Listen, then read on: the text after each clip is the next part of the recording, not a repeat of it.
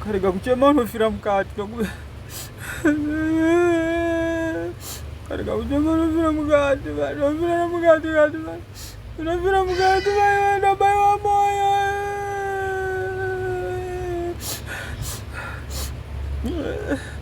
Ukarega kuchema unofira mukati unongofira mukati ukarega kuchema shuwa ukarega kuchema unofira mukati.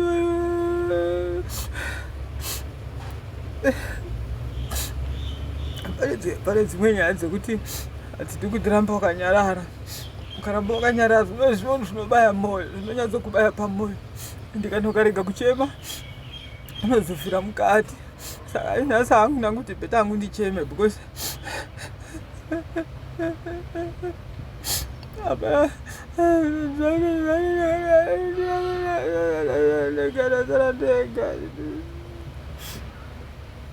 dzimwe nyaya dzoda kuti munhu umbochema because kana ukarega kuchema so unonzwa zvichibaya pamoyo chaipo ona kuti hapana munhu ari kunzira urombo.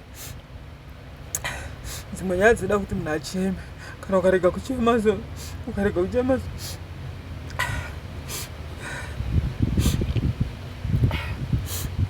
unosvika rini wakanyarara unofira mukati.